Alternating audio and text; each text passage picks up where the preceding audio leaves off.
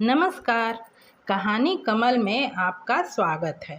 आइए आज सुनते हैं उषा कुशवाहा की लिखी कहानी स्वामी जी। अखबार में छपी एक तस्वीर पर निगाह पड़ते रक्षा अतीत की यादों में खोती चली गई।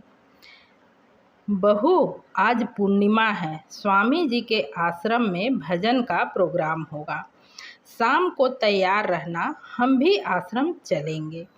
तुम्हें याद है ना, सरला की बहू कीर्ति? काफ़ी दिनों तक उसकी भी गोद सूनी ही रही थी।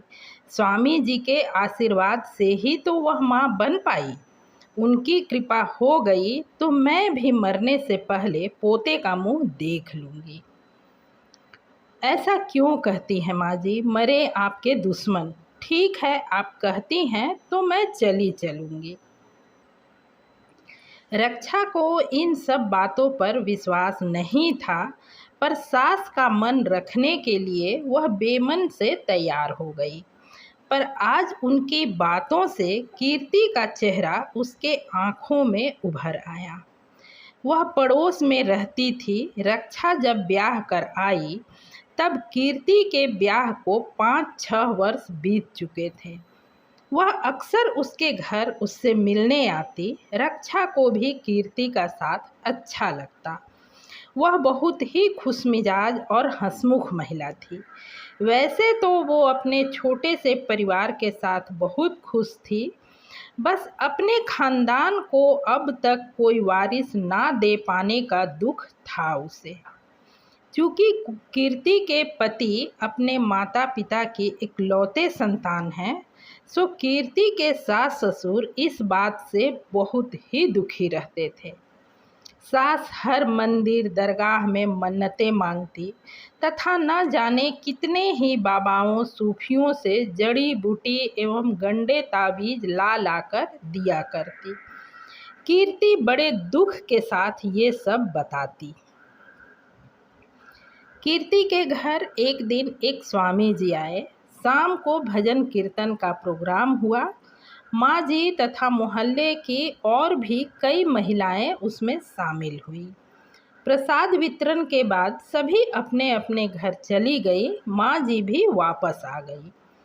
दूसरे दिन मालूम हुआ देर हो जाने के कारण स्वामी जी रात को उन्हीं के यहाँ ठहर गए थे। कुछ दिनों बाद कीर्ति गर्भवती हो गई। बात खुशी की थी। उसके घर में सभी बहुत खुश थे। कीर्ति की सास कभी कभी माँ जी से मिलने आती। जब भी आती उनके अधिक बातें अपने घर आने वाले उस नए सदस्य से ही संबंधित होती। खुशियाँ उनके चेहरे पर छलक छलक पड़ती। पर उसके बाद कीर्ति कभी हमारे घर नहीं आई। मैं सोचती गर्भवती है, शायद परेशानी होती होगी इसलिए नहीं आती। पर हमारे घर बिल्कुल आमने सामने होने के कारण अपने अहाते में कभी कभी वो नज़र आ जाती तो पहले की अपेक्षा काफ़ी उदास और गुमसुम सी नज़र आती। कभी कभी मुलाकात हो जाए तो भी पूछने पर तबीयत ठीक नहीं रहती का संक्षिप्त सा उत्तर दे आगे बढ़ जाती। समय बीतता रहा और सही समय पर कीर्ति ने एक खूबसूरत से बेटे को जन्म दिया। पोते को पाकर कीर्ति के सास ससुर निहाल हो उठे। मैं भी मिलने गई थी, पर उस वक्त भी कीर्ति मुझे इतनी खुश नहीं दिखी जितनी कि उसे होना चाहिए था। नामकरण के कुछ दिनों बाद ही कीर्ति ने आत्महत्या कर ली। कोई कहता मॉडर्न लड़की थी, बच्चा पैदा ही करना नहीं चाहती थी। कोई कहता सास से अनबन थी। जितनी मुंह उतनी बातें। पर मुझे इनमें से किसी भी बात पर विश्वास तो नहीं होता। पर लाख सोचने के बाद भी कीर्ति की आत्महत्या के कारण को मैं आज तक समझ नहीं पाई। शाम को ठीक समय से हम स्वामी जी के आश्रम पहुंच गए। आश्रम शहर से बाहर अपेक्षाकृत कम भीड़ भाड़ वाली स्थान पर बना हुआ था। साथ में एक छोटा सा मंदिर भी था, पर यहाँ इतनी दूर पूजा पाठ के लिए कम ही लोग पहुँच पाते होंगे। आश्रम 2 भागों में बटा था। सामने हॉल नुमा कमरा, जिसमें भीतर की ओर एक दरवाज़ा नज़र आ रहा था, जो इस वक्त बंद था। संभवतः वह स्वामी जी का शयन कक्ष होगा।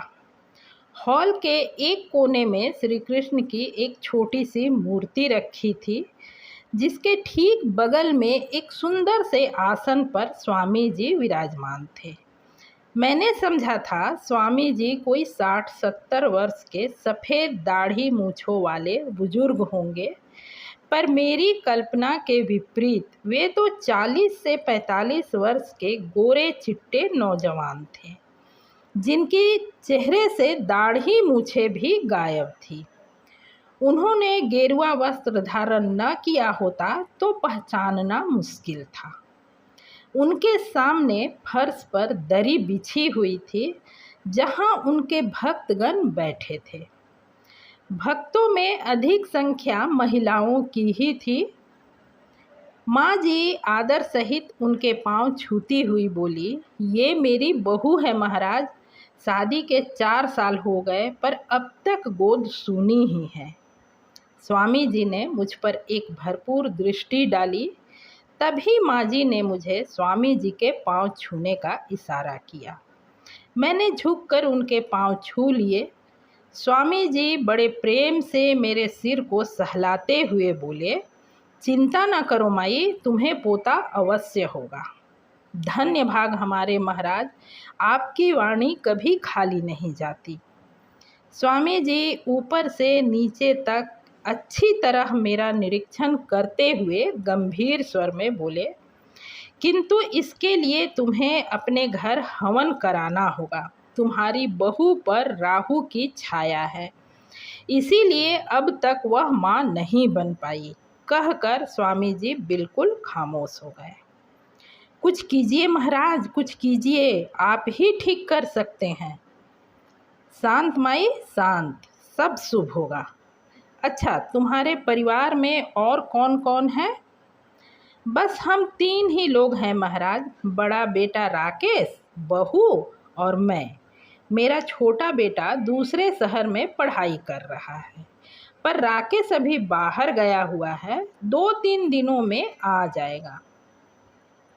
माँ जी की बातें सुन मुझ पर नजरें गड़ाए हुए स्वामी जी प्रसन्नता से बोले, बड़े मौके से आई हो माई। कल का दिन राहु के हवन के लिए बड़ा शुभ है। कल तुम्हारे घर हवन हो जाए तो परिणाम अति उत्तम होगा। अहो भाग्य हमारे, जो आपके पवित्र कदम हमारे घर पड़ेंगे। पर एक बाधा है महाराज। माँ जी हाथ जोड़ती हुई बोली, कैसी बाधा माई? मेरा बेटा यानी रक्षा का पति तो यहाँ नहीं है। कोई बात नहीं माई, मैं साफ देख रहा हूँ तुम्हारे बेटे में कोई दोष नहीं है, इसलिए हवन के वक्त उसकी उपस्थिति अनिवार्य नहीं है। तुम चिंता ना करो, बस हवन की तैयारी करो। याद रखो, ऐसा संयोग 2-4 सालों में एक बार बनते हैं, रोज रोज नहीं। मैं सब इंतजाम कर लूँगी महाराज, बस आप समय से आ जाइएगा। मैं कल शाम ठीक 6 बजे तुम्हारे घर पहुंच जाऊंगा। तुम सारा इंतजाम ठीक ढंग से कर लेना। विशेषकर अपनी बहू को स्नान करा धुले कपड़े पहनाकर तैयार रखना। और हाँ, बहुत अधिक भीड़ भाड़ की आवश्यकता बिल्कुल नहीं है। कहते हुए स्वामी जी की आंखों में एक अजीब सी चमक उभर आई थी। दूसरे दिन माँ जी सुबह से ही शाम के हवन की तैयारी में जुट गई थी। आवश्यक सामान मंगवाना, घर की साफ सफाई करना, इच्छा न होते हुए भी उनकी खुशी की खातिर मैं भी दिन भर उनके साथ लगी रही। आसपास की कुछ महिलाएं जो स्वामी जी की भक्त थी, उन्हें माँ जी ने हमारे घर होने वाले पूजा हवन की जानकारी दे दी थी। शाम होते होते माँ जी ने मुझे ऐसे तैयार करवाया जैसे किसी बड़े यज्ञ का अनुष्ठान करना हो। वे पूरी तरह भक्ति में डूबी आशा से परिपूर्ण नजर आ रही थी। स्वामी जी अपने निश्चित समय पर पहुंच गए। तब तक आसपास की महिलाएं भी आ चुकी थी। हवन का इंतजाम ड्राइंग रूम में था। माँ जी ने एक कोने में स्वामी जी के लिए सुंदर सा आसन बिछा रखा था। बाकी लोगों के लिए भी दरी बिछी हुई थी। 1 घंटे तक भजन का प्रोग्राम चलता रहा। स्वामी जी आंखें बंद किए मंद मंद मुस्कुराते झूमते रहे। फिर प्रसाद वितरण किया गया, जिसे ग्रहण कर सभी महिलाएं अपने अपने घर चली गई। तत्पश्चात माँ जी ने बड़े आदर के साथ स्वामी जी को भोजन कराया, जिसमें उनकी आज्ञा अनुसार सिर्फ फल, दूध से बनी मिठाई और शीतल पेय ही थे। भोजन करते समय स्वामी जी ने अपने थैले से चांदी का एक कलशनुमा पात्र निकाला और उसमें से कोई तरल पदार्थ अपने पेय में मिलाकर पी गए। तदुपरांत हवन की तैयारी शुरू हुई। स्वामी जी ने अपने आसन के ठीक सामने एक धुली चादर बिछाकर मुझे उस पर बैठने का आदेश दिया। बीच में हवन का सामान रखा गया। कुछ देर तक मंत्रोच्चार चलता रहा। फिर स्वामी जी ने गंभीर आवाज में कहा, माई, अब तुम भी बाहर जाओ और अब मैं तुम्हारी बहू के ऊपर से राहु के साये को उतार कर हवन में भस्म करूंगा। यदि उस वक्त कोई तीसरा कमरे में हुआ तो वह राहु के चपेट में आ जाएगा। फिर चेतावनी भरे आवाज में बोले, याद रहे, जब तक मैं ना कहूँ कोई भी इस कमरे में प्रवेश ना करे, क्योंकि यदि हवन खंडित हुआ तो गर्भ भी खंडित हो जाएगा। नहीं नहीं महाराज, ऐसा नहीं होना चाहिए, कहती हुई माँ जी कमरे से बाहर निकल गई। अब कमरे में केवल मैं और स्वामी जी ही रह गए थे। उन्होंने अपने थैले से एक पुड़िया निकाली और कोई पाउडर सी चीज हवन में डाल दिया, जिसके बाद एक अजीब सी भीनी भीनी मादक सुगंध कमरे में फैल गई। इसके साथ ही स्वामी जी ने मुख्य रोशनी को बंद कर कमरे में मध्यम रोशनी करने का आदेश दिया। जाने किस शक्ति के वशीभूत होकर मैंने उनके आदेश का पालन किया और यथास्थान बैठ गई। अब उन्होंने वही चांदी का पात्र निकाला और उसकी कुछ बूंदें जल में मिलाकर मुझे पीने को कहा। वे स्वयं मंत्रोच्चार करते रहे। उस जल को पीते ही मुझ पर जैसे नींद का नशा सा छाने लगा। स्वामी जी की नज़रें मुझ पर ही गड़ी हुई थी। मेरा स्वयं पर से नियंत्रण खोता जा रहा था। कुछ ही देर में मैं बेकाबू होकर वहीं लुढ़क गई। तभी स्वामी जी की फुसफुसाहट बिल्कुल पास से कानों में पड़ी, रक्षा, ओ प्यारी रक्षा।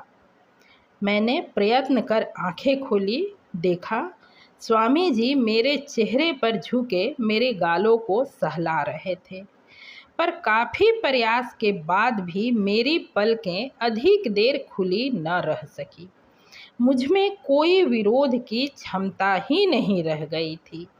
बस चेतना अभी शून्य नहीं हुई थी कि गेट पर कार रुकने की आवाज़ आई, जिसे सुन स्वामी जी तुरंत अपने आसन पर बैठ जोर जोर से मंत्रोच्चार करने लगे।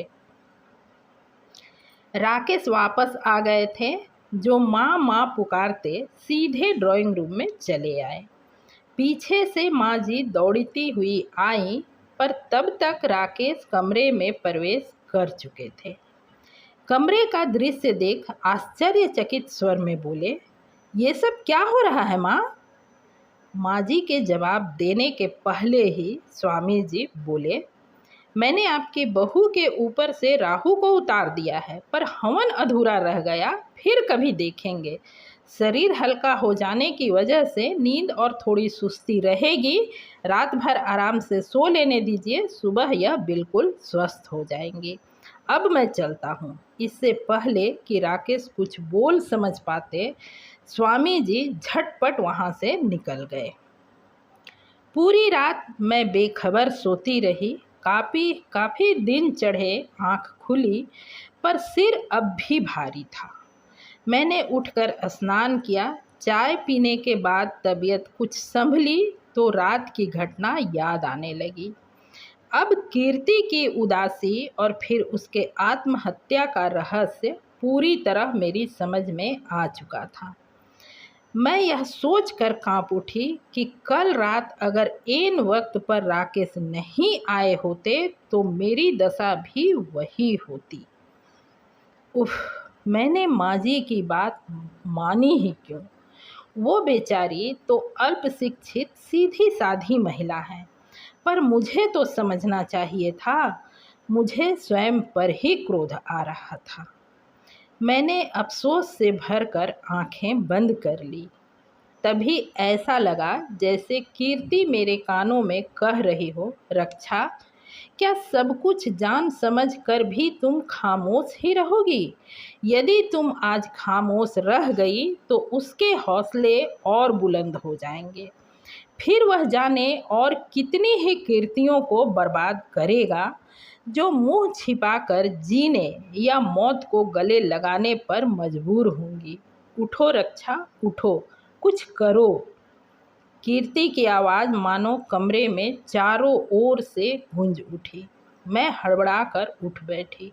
नहीं नहीं, मैं चुप नहीं रहूँगी कीर्ति, मैं चुप नहीं रहूँगी।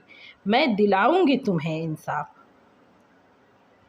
मैंने पति राकेश को सारी बातें बताई और उनके साथ पुलिस स्टेशन गई। रक्षा ने अपने हाथों में पकड़े अखबार पर एक बार फिर नज़र डाली। स्वामी के हाथ में हथकड़ी डाले दो पुलिस वाले उसके दोनों ओर खड़े थे।